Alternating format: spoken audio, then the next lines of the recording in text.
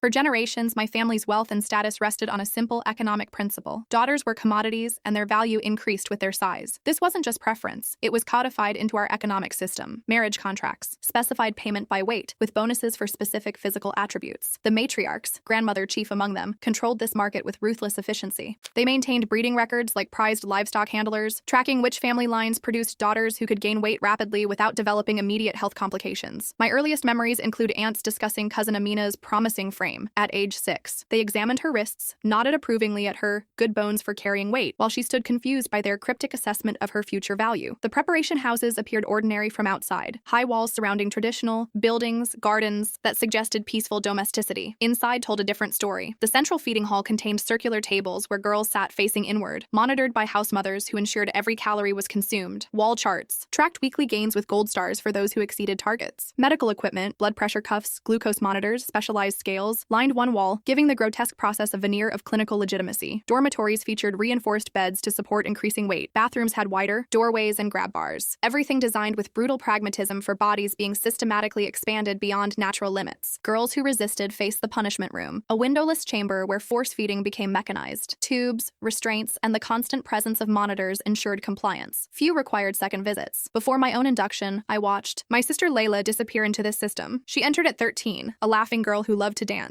When I was permitted monthly visits, I observed her transformation, not just physically, but spiritually. "Don't worry about me," she whispered during one visit, her formerly nimble fingers now swollen around mine. "Just smile and nod. When they watch us, they monitor everything." The house mothers hovered nearby, pretending to straighten bedding while eavesdropping. Their seemingly benevolent smiles never reached their eyes. By month 4, Layla couldn't walk without assistance. By month 8, she spent most days in a specialized chair that distributed her rapidly increasing weight. Her breathing became labored, her sentences punctuated by gasps. "The doctors give us something," she confided when we were momentarily unwatched. "Pills that make you always hungry. If you hide them under your tongue, they check your mouth with flashlights." Finding grandmother's death books wasn't accidental. Rumors circulated among younger girls about cousins who went away for health reasons after entering preparation. During preparations for Eid celebrations, when the compound bustled with activity, I slipped into grandmother's private quarters, ostensibly looking for decorative items she'd promised for the festival. The loose floorboard beneath her prayer rug caught my attention only because of its subtle misalignment. The 3 leather-bound ledgers spanned 50 years. The earliest entries in my great-grandmother's handwriting documented the system's inception, calculations showing how systematic fattening could transform daughter worth in the marriage market. The middle book, in grandmother's precise script, showed the practice's refinement, specialized feeding schedules, pharmaceutical enhancements, optimal weight targets for maximum profit before health deterioration reduced value. The final book, current entries still bearing wet ink, contained my contemporaries, girls I'd grown up with, their progressions meticulously tracked, and for 47, their deaths clinically noted alongside profit calculations. My cousin Amara occupied the most recent entry. Her death dated just 3 weeks earlier. The family had announced she'd married and moved to her husband's distant village. In reality, her heart had failed under the strain of reaching 410 pounds in 18 months. Her profit margin, 103,450. My rebellion required methodical planning. The cooking classes provided perfect cover, traditional preparation for girls approaching fattening age. The elders encouraged it, seeing it as acceptance of our eventual roles. My uncle's workshop, used mainly for repairing furniture, became our laboratory. We began with simple chemistry, measuring salt concentrations that would cause temporary water retention, creating formulas for safe diuretics to shed that weight after inspections. Amina, with her talent for sewing, developed our first prosthetics, layered garments with hidden pockets for weights and memory foam that mimicked adipose tissue under examination. Zara, whose mother worked in healthcare, obtained medical measuring tapes that we modified to show smaller circumferences while appearing standard. Our network grew cautiously. Each girl was vetted through subtle conversations, tested with minor confidences before full inclusion. We developed coded language. Recipes became formulas. Ingredients represented components of our resistance. The house mothers, believing they observed dedicated future participants, reported our enthusiasm to the matriarchs. Grandmother herself visited one session, watching approvingly as we demonstrated traditional dishes. Unaware, we simultaneously demonstrated silent signals organizing our resistance beneath her gaze. When my 13th birthday arrived, I entered the preparation house armed with knowledge and network connections. The initial examination, where they documented my starting weight and measurements, became our first victory. The doctor, distracted by my grandmother's presence, didn't notice the hidden weights sewn into my undergarments. My baseline measurements recorded me 15 pounds heavier than reality, an advantage I maintained through increasingly sophisticated deception. While other girls suffered force feeding, I appeared to consume enormous portions, while discreetly disposing of food through techniques we'd perfected. House mothers praised my natural aptitude for weight gain, as I appeared to rapidly expand through prosthetics and water retention. Monthly medical checks were navigated through careful timing of salt consumption and strategic placement of our modified measuring implements. The genuine suffering around me hardened my resolve. New girls arrived weekly, their terrified eyes and whispered sobs punctuated punctuating nights in the dormitory. Some joined our resistance, others, too frightened of repercussions, submitted to the process. Those who gained genuinely suffered visible deterioration, joint pain, constant breathlessness, skin infections in folds that formed too rapidly for bodies to adapt. The medical staff treated symptoms without addressing causes, applying ointments to infections while administering appetite stimulants that would worsen conditions. The culmination at DECA's presentation ceremony functioned as both market and spectacle. Prospective buyers examined merchandise while community members witnessed tradition perpetuated. The ceremonial hall gleamed with ostentatious wealth, imported carpets, precious metal decorations, elaborate refreshments signaling the prosperity that this system supposedly generated. Buyers arrived with financial advisors, medical consultants, and family representatives to assess investments. DECA, supposedly weighing 310 pounds after 18 months of preparation, was presented on an elevated platform. The ceremonial disrobing, portrayed as traditional inspection but functioning as transaction verification, proceeded methodically until the prosthetic shifted. The room's immediate transformation from decorous marketplace to chaotic confrontation revealed the fragility underlying our supposed traditions. The prospective husband's financial advisor immediately began calculating compensation demands. Family honor, suddenly threatened, required violent defense. My uncle's lunge toward DECA represented not just personal anger but systemic protection. When 23 girls simultaneously revealed their deception, the psychological impact transcended the physical evidence. Each discarded prosthetic represented years of unquestioned authority suddenly undermined. The projection of grandmother's death records, names, and profit margins displayed above the proceedings connected private suffering to public commerce. The authorities' arrival had been carefully orchestrated. We'd anonymously delivered evidence packages to 3 different officials, timed to reach them simultaneously with the ceremony's exposure. Their prepared response suggested some had suspected the system's brutality, but lacked documentation to challenge entrenched practices. The community's fracturing reflected deeper divisions previously masked by tradition's authority. Younger family members, particularly those who'd witnessed friends diminished by preparation, generally supported our rebellion. Older generations divided between those horrified by revealed consequences and those defending ancestral practices. Grandmother's economic warfare demonstrated the system's extensive reach. Local businesses refusing service, medical facilities rejecting treatment, financial institutions freezing assets, all revealed how thoroughly commerce and tradition had intertwined. Our adaptation required community building beyond resistance. The colored fabric signals, red for danger, yellow for caution, green for safety, spread across laundry lines throughout the district, creating a visual communication network that bypassed monitored electronic channels. Underground clinics began in converted storage rooms, staffed by healthcare workers who'd lost daughters or treated preparation victims. They documented conditions while providing care, building medical evidence that would eventually support legal intervention. My sister Layla's advocacy emerged from her physical limitation. Unable to stand for more than minutes, she used her visibly damaged body as evidence while addressing community gatherings. Her testimony carried unique authority. She had survived what killed others and bore permanent consequences in every labored breath. I was once valued at nearly $90,000, she would tell audiences, indicating her modified wheelchair. Now I cannot cross a room without assistance. Ask yourselves, what tradition values daughters only until they're sold, then discards them when their bodies collapse from what we've done to them? 5 years into our movement, the transformation remains incomplete. Preparation houses still operate in remote areas. Some families still measure daughter worth in pounds, but significant changes have taken root. We've established alternative economic programs, educational scholarships, business training, microfinance initiatives that provide families income sources beyond daughter sales. These programs deliberately target younger girls, offering futures disconnected from physical commodification. The documentation project continues expanding. Each survivor's testimony, medical record, and experience joins a growing archive that challenges claims of cultural preservation. When traditional defenders speak of heritage, we respond with evidence of commercialized suffering. International attention has brought both support and complication. Outside organizations offer assistance, but sometimes misunderstand cultural nuances. We navigate carefully between accepting necessary resources and maintaining community-led solutions. My grandmother died unrepentant, convinced until her final breath that she'd preserved essential traditions against modern corruption. Her funeral divided the community one final time, some mourning a cultural guardian, others acknowledging relief at a tyrant's passing. I attended with 27 survivors, our presence neither triumphant nor vengeful, but testimonial. We represented both what she'd built and what had dismantled her legacy. In place of traditional mourning garments, we wore normal clothes that revealed our natural bodies, some thin, some average, some naturally heavy, but all ours by choice. Today, our organization operates openly, transforming from resistance to reformation. We maintain vigilance against practice resurgence while building alternatives that honor cultural identity without physical exploitation. The preparation houses that remain operate cautiously, aware of monitoring and documentation. Their reduced numbers and modified practices reflect not complete victory, but significant progress from systematic abuse toward eventual elimination. My own role has evolved from rebel to bridge builder. I work between generations, acknowledging elders' fears about cultural dissolution while demonstrating how tradition can evolve without exploitation. This delicate negotiation requires respecting genuine cultural attachment while firmly rejecting harmful practices. Layla now directs our health initiatives, using her medical experiences to design rehabilitation programs for survivors. Despite permanent disabilities from her preparation, she's completed nursing training and specializes in treating conditions resulting from rapid weight manipulation. The economic systems that sustained preparation continue transforming. Marriage practices increasingly emphasize education and compatibility rather than physical metrics. Families measure prosperity through daughters' achievements rather than sale prices. Most importantly, younger generations grow up questioning rather than accepting. Girls approaching traditional preparation age now ask why rather than submitting when. This fundamental shift, from unexamined compliance to informed choice, represents our most sustainable success. Looking back on our journey from isolated resistance to community transformation, I recognize that changing cultural practices requires more than exposing harm. It demands creating viable alternatives, supporting those who choose change,